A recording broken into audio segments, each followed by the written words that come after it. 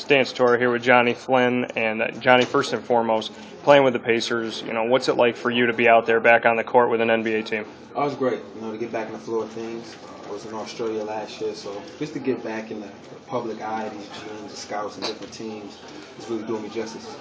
How do you feel you've been performing now that you're a few days in? I think I've been doing well, showing I can really run a team, push tempo, give a lot of energy off the bench. That's my main thing that I've been trying to do.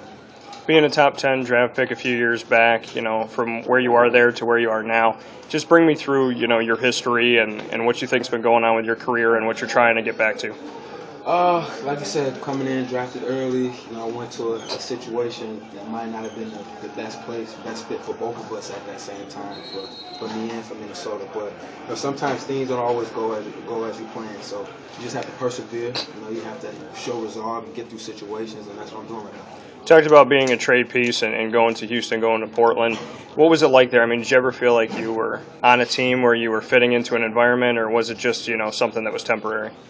It felt kind of temporary, but I'm not the first person that ever had that feeling before in this league. So it really showed me that this is a business, and that's how you have to look at it. What'd you take from your time at Minnesota, where you got to be a starter when you first came out? I was great. Just to get out there, fresh off of Syracuse, playing well, coming in starting. I never take that back. A lot of people back home getting to see me play and really touching a lot of kids and letting them know they can do anything. Because where I'm from, people don't really make it. So that was great. Your time in Australia, where you got to play this last season, you said getting back on the court meant a lot to you. Just go into your time there. Oh, definitely. Just like you were saying before, being a trade piece, I was in Houston during a lockout season. In Portland, I really didn't play. That previous year in Minnesota, I was coming off the bench playing very, very limited minutes. So just to get the ball tossed to me and be able to go out there and just play again, no matter what. The NBA is always great, but I love the game more than I love the NBA. So just to be able to play was great for me. What was it like being an all-star out in Australia? I was great. That just means I was playing well. That means they recognized what I was doing and gave me that spot.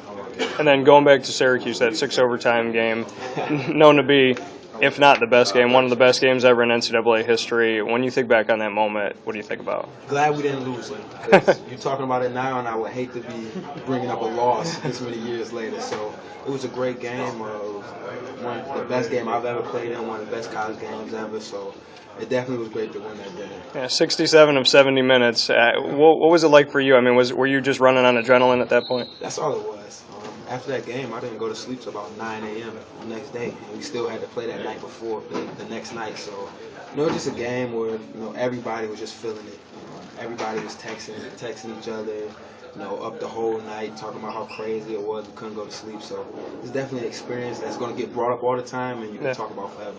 Big East history now that they're not going to have that tournament. Syracuse in the ACC. What do you think about that? Oh, man. It doesn't even sound right. Syracuse is the Big East. Like, Syracuse is Big East basketball, but this just gives us a chance now to go and dominate Duke and North Carolina, so that would be great. And the last thing I want to ask you here is seeing some of the alum from Syracuse with you here, Mike Carter-Williams, James Sutherland, Fat Mello. What's it like to be on the court with them? Oh, it's always good. Just to see the tradition keep going on. See the legacy of Syracuse keep growing. Boeheim's direction, seeing him in Michael Carter-Williams, seeing James Sutherland, seeing Fat Mello. The list is going to keep going on and on.